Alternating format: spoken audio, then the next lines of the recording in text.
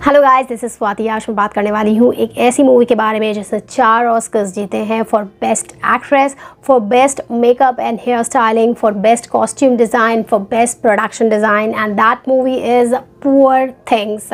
ये लगभग 2.5 घंटे लंबी मूवी है। इस मूवी में आपको इंग्लिश और फ्रेंच मिक्स सुनने को मिलने वाली है। साथ ही यहाँ पर गोर बहुत ज़्यादा है, वायलेंस माइल्ड ही रहेगा। जो बहुत स्ट्रॉन्ग है वो है प्रोफैनिटी और adult scenes, and because of the theme जो कि बहुत स्ट्रॉन्ग है, मैं इस मूवी को बस अडल्ट्स को ही रिकमेंड करने वाली हूँ। जिस लेवल का आपको डार्क सरकाज़्म इस मूवी में देखने को मिलने वाला है, that makes this movie a Gothic Barbie movie. Newton ने अपने थर्ड लॉ में ही में क्लियर कर दिया था, for every action there is equal and opposite reaction. Past history में जो महिलाओं के साथ अत्याचार हुए हैं वो इतने ज़्यादा पेनफुल और विभत्स हैं, चाहे वो जेनिटल म्यूटिलेशन हो या फिर साइंटिफिक एटीट्यूड रखने वाली महिलाओं को विच कहकर जला देना हो। They are subjugated in every domain of life by their male counterparts. तो जो फिजिकल और मेंटल अब्यूज़ है वो ट्रॉमा बनकर उनके अंदर समा गया है, एंड उस ट्रांसजनरेशनल ट्रॉमा जो विमेन का है उसके बारे में बिल्कुल भी बात नहीं की जाती है, उसे सब्जेक्ट नहीं बनाया जाता है। And because of that time and again इसी के फलस्वरूप आपको एक इंटेंस फॉर्म ऑफ फेमिनिज्म, जिसे अल्ट्रा फेमिनिज्म या फिर टॉक्सिक फेमिनिज्म कहा जाता है, क्योंकि रूट कॉज को एड्रेस नहीं किया गया है। वहाँ पर जो घाव हो रखे हैं उन्हें नहीं भरा गया है, और उन घावों की वजह से इस तरीके की चीज़ें बार बार उभर कर आती हैं। मूवी पुअर थिंग्स एक साइंटिफिक एटीट्यूड लेकर फ्रैंकेनस्टाइन की स्टोरी में बेला बैक्स्टर को फिट कर देती है। यहाँ पर जो आपका एक्सपेक्टेशन ऑफ डेकोरम होता है उसकी जगह बेला एक रॉ ह्यूमन बॉडी या फिर कहें रॉ फीमेल ह्यूमन डिज़ायर जो होती हैं बॉडीज़ की, उनको एक्सप्लोर कर रही है। बहुत ही डिफरेंट तरीके से आपको सारी चीज़ें यहाँ पर देखने को मिलती हैं, जहाँ पर क्रिएटिविटी एट इट्स पार है। यॉर्गोस लैंथिमॉस ने पहले भी लॉबस्टर में, Killing of a Sacred Deer में आपको भौचक्का किया है मल्टी लेयर्ड स्टोरी से, जो इजीली डिकोड नहीं आप कर सकते हैं। यहाँ पर जो कहानी दिखाई जा रही है वो आपको समझ में आती रहेगी, क्योंकि इस समय कंटेम्प्रेरी जो इशू है वो यही चल रहे हैं।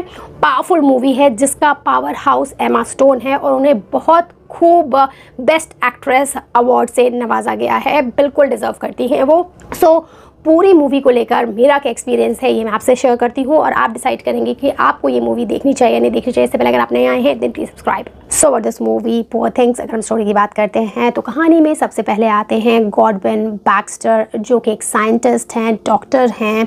वो कैडावर्स पर काम करना पसंद करते हैं, ऑर्गन्स क्या हैं बॉडी के अंदर उसको बहुत स्टडी करते हैं।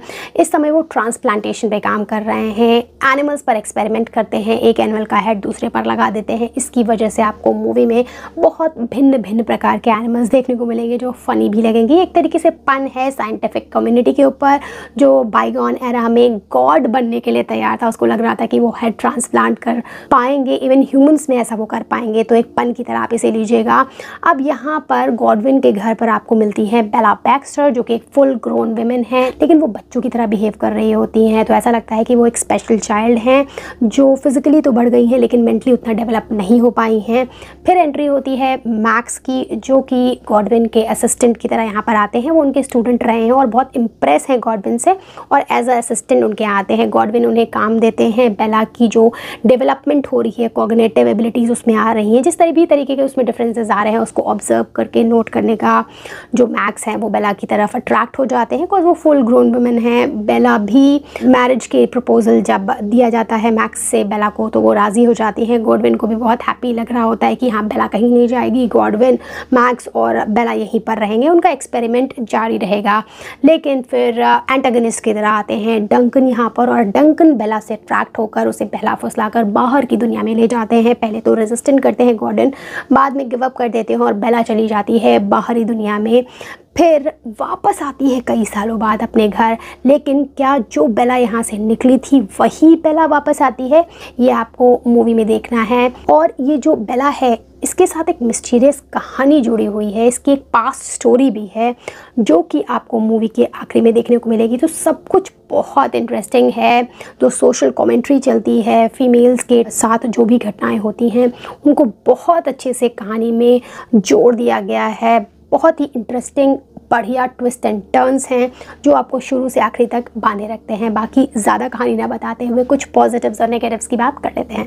जो इस मूवी का सबसे बड़ा और पहला पॉजिटिव है वो है इसकी पावरफुल स्टोरी, जहाँ पर आप जर्नी ऑफ अ वुमन देखने वाले हैं, from childhood to teenage to youth, full of sexual desires and fantasies, eminent age of learning and knowledge through philosophies and romanticism.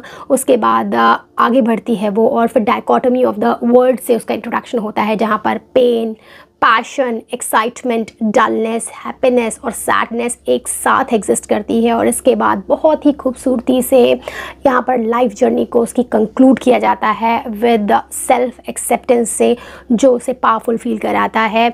बेहतरीन स्टोरी लिखी गई है। जिस तरीके से पुरानी फ्रैंकेनस्टाइन की कहानी में विमेन की फ्रीडम और चॉइसेस को दिखाने के लिए दोनों को अमालगमेट किया गया है, वो इसका जो क्रिएटिव टेक है मुझे काफ़ी इंप्रेसिव लगा है। It's a brilliant coming of age drama filled with sociological satires and dark sarcasm. बीच बीच में जो हिंट ऑफ कॉमेडी है ना, वो जो ज़्यादा इंटेंस इश्यूज़ हैं उनको हल्के से बस कहकर यूं ही निकल जाने वाली बात आपको लगती है, जो कि बहुत ज़्यादा परेशान नहीं करती है, साथ ही बात कह भी दी जाती है। Second positive, acting of Emma Stone is beyond anyone can imagine. जो कैरेक्टर की बोल्डनेस है, कॉम्प्लिकेसी है, उसको जिस पॉइस, ईज़ और ग्रेस से एमा ने निभाया है वो वाकई मार्वलस है। उन्होंने एक ऐसी लड़की का रोल निभाया है जो कि चाइल्ड ब्रेन के साथ एक अडल्ट बॉडी में ट्रैप है, और वो किस तरीके से पहले बेसिक चीज़ें लर्न कर रही होती है, फिर आउट इन द वर्ल्ड जाती है, उसके पास बस 5 सेंसेस से सारी चीज़ें एक्सप्लोर करने का पावर है अभी। फिर धीरे धीरे वो और ज़्यादा कॉम्प्लिकेटेड चीज़ें समझती है, इनर वर्ल्ड को समझने लगती है, उसके अंदर पार आ जाती है, वो अपने आप को, अपने असली स्वरूप को समझने लगती है। और वो सारे एक्सप्रेशन एमा ने बहुत ही ज़्यादा बढ़िया तरीके से ऑन स्पॉट कहे तो दिए हैं। उनकी बॉडी लैंग्वेज, उनके एक्सप्रेशंस, जेस्चर्स, पोस्चर्स, सब कुछ सीन पर परफेक्ट बैठ रहे हैं। थर्ड पॉजिटिव, सपोर्टिंग कास्ट के सपोर्ट को हम बिल्कुल भी किनारे नहीं रख सकते हैं। डेफिनेटली इस मूवी में एमा स्टोन शो स्टीलर रही हैं, लेकिन विलियम डेफॉय और मार्क रफेलो को पूरी तरीके से आउटशाइन नहीं कर पाई हैं। मार्क रफेलो एक कॉमिकल कैरेक्टर बने हैं जो कि एक कम उम्र की, कम समझदार लड़की का फ़ायदा उठाने में लगे हुए हैं, लेकिन कब उसके प्रेम में खुद पड़ जाते हैं उन्हें समझ नहीं आया। और फिर जो उनकी बनाई हुई रूल्स एंड रेगुलेशन है, जब उनको वो लड़की तोड़ने लगती है तब वो उसको न जाने कौन कौन से नामों से बुलाते हैं, नेम कॉलिंग करते हैं। उनका पार्ट काफ़ी कॉमिकल है, लेकिन कॉमेडी में वो काफ़ी बड़ी बातें भी कह जाते हैं। साथ ही विलियम डेफॉय यहाँ पर आपको सरप्राइज़ करने वाले हैं। वो अजीबोगरीब फेसेस तो बनाते आपको अक्सर ही दिखे हैं, लेकिन काफ़ी पॉजिटिव रोल में यहाँ पर आपको मिलेंगे। उनका बहुत ही टचिंग और पावरफुल रोल है, मुझे काफ़ी पसंद आया है। फोर्थ पॉजिटिव, यॉर्गोस लैंथिमोस जैसे डायरेक्टर्स के लिए ऑस्कर्स में एक नई कैटेगरी बना देनी चाहिए, जिसमें डिफ़िकल्ट टॉपिक्स को लेने वाले डायरेक्टर्स को रखा जाना चाहिए। ये अक्सर ही इसी तरीके के ऑफ बीट टॉपिक्स को लेकर चलते हैं, उसमें डार्क सरकाज़्म भरते हैं। एंटी रोमांटिक मूवीज़ इनकी होती हैं, लॉबस्टर टाइप की। इनकी मूवी है Killing of a Sacred Deer, वो अभी तक मुझे हॉन्ट करती है, मैंने उसे देख रखा है। एंड में बहुत सारी ऐसी चीज़ें हैं, ग्रीक प्लेस से कुछ मिक्स स्टोरी है जो मुझे थोड़ी कम समझ में आई थी, उसको डिकोड करने में मुझे काफ़ी टाइम लगा था। अगेन यहाँ पर पुअर थिंग्स में यही किया गया है, लेयर्ड स्टोरी बनाकर रखी है इन्होंने, और जिस तरीके का इनका विजन है और उस विजन को हम तक पहुँचाने के लिए ये जो डिफरेंट मीन सेलेक्ट करते हैं वो आपको शॉक करेंगे।